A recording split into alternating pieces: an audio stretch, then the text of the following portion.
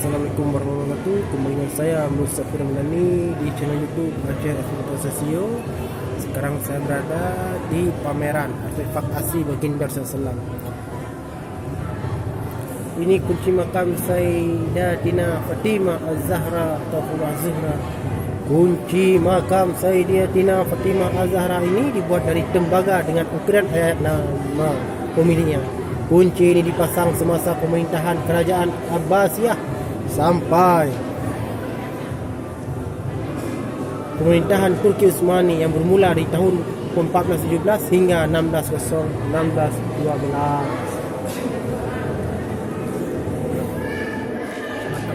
Ano yung kalawih na uban?